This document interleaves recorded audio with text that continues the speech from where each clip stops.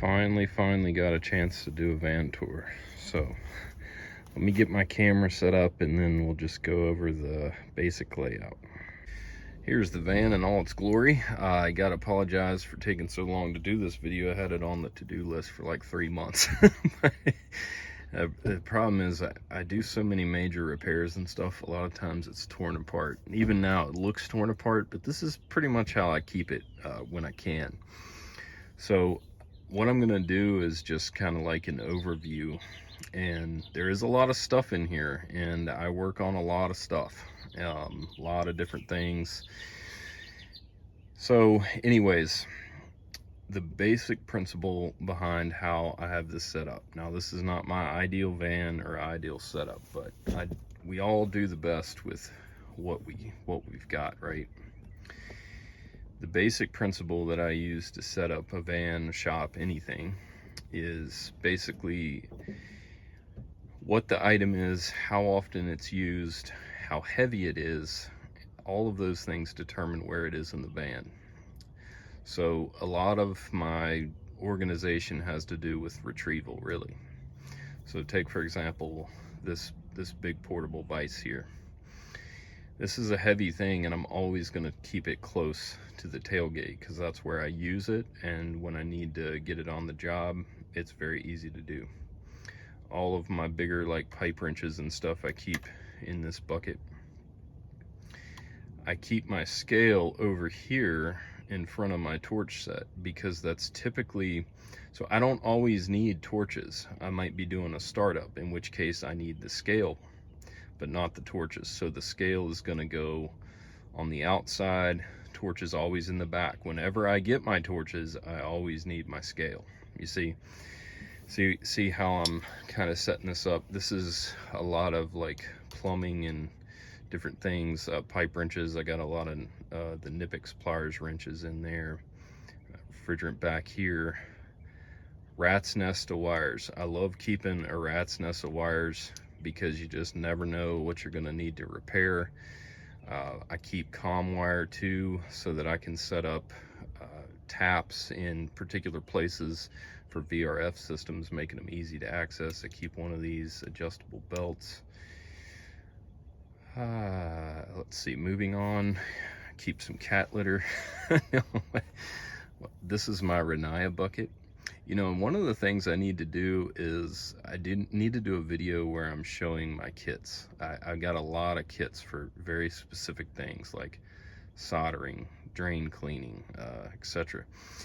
This is my Renaya / Navian kit. This is what I use to flush. So everything that I need to work on those is inside of here, hoses, everything else, and this serves as the flush bucket once I get everything out. I got this cart here. This is not something that I've had for a really long time. I had a job where I just had to have it, so I bought it. I made it collapsible, or basically easy to take apart and reassemble. This is not meant to be done that way, but I made it that way.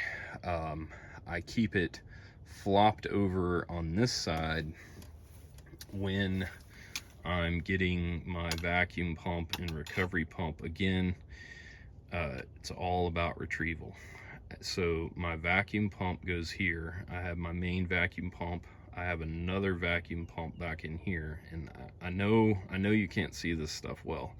I will go through more detail at some point later, but right now I'm just talking about the setup. So the vacuum pump is here because sometimes I need the vacuum pump only. So startup, for example.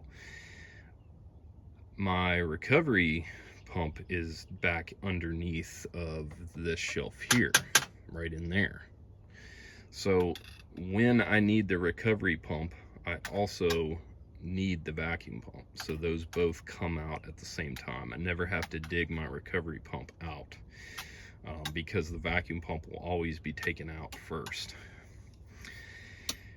Use this Milwaukee fan. I really like this in the summertime. Man, this thing makes such a difference when you're working in the sun. Just a little bit of airflow. Really good if you residential guys are working in hot attics and stuff. Great for that. This is also great for blowing out like brazing fumes and stuff if you're working in, let's say you're working on a crack in a server room. It's great for clearing out fumes and things. Okay, let me reposition the camera. Keep my manifolds back here along with my micron gauge so I can just reach straight in. I don't have to actually stand in the van to grab these. These are all tool cases and they're all black, which is why you can't see them. But, you know, benders, swagers, torque wrench, all kinds of just tools and cases right in there. I have drain stuff, you know, odds and ends in these shelves. Random parts. This is just my my junk box. If that's out and I'm digging through it, normally a bad day. Digging at the bottom of the box to find some fitting because you snapped something off or something. I keep 2 bins of parts. Now in residential, you know, you keep a lot of parts. In commercial, you don't really keep many parts. It's very hard to predict. There's also redundancy, you know, customers a lot of times can wait till the next day. But I keep stuff just to get customers out of a jam. So this would be like contactors, relays. I got 1 thermostat in there, refrigeration thermostat, stuff like that. My safety bag and stuff is up there. So I will reposition the camera again and we'll look in from the side at some of the things I have here. Again, I keep what's easiest to get to in the easiest spots to grab it from. So here's my tool bag. Zip ties right here, nitrogen tank, acetylene and oxygen spares in here, a MAP gas torch. These are all my chemicals, so silicone grease, heat sink compound, some brushes for cleaning heat sink compound. It's random stuff. The little random tools and things I keep in here that I use a lot. These buckets, these are Yeti buckets, and I work out of them constantly. To me, they are worth the money. They are so much more heavy duty. I've never had one collapse underneath me like a Home Depot bucket or something. I keep things in these buckets to keep them from sinking down and sticking to each other. So I have smaller buckets inside of here that keeps these separate. Down in here, this is all my rain stuff, tarps and tie-offs and all that. In here is chain and links for moving heavy motors, Copelands, things like that. Yes, I do have a printer. With VRF, there's an enormous amount of information, not only service information, but information to organize like unit addresses and all kinds of stuff. So I'll print stuff for myself and for customers. Have a really nice label maker back in here. This handles just a wiring bag. Again, these are kits that I can show later, which is why I'm not going to get them out now. Boxes of rags, Milwaukee shop vac, enormous toolbox here. At first I thought this might be too big, but to be honest, I have tremendously enjoyed having my stuff organized in a toolbox. So at some point I want to go through the drawers.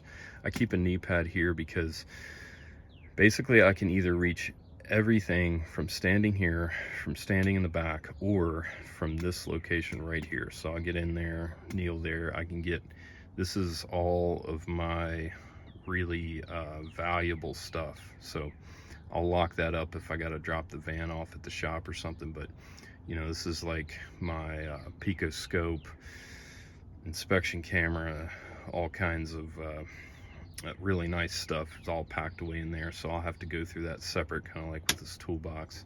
These drawers, I'll have to go in there, go through those separately. Keep my hoses and cords up there. This rope, Fieldpiece gauges. I don't use these that much anymore.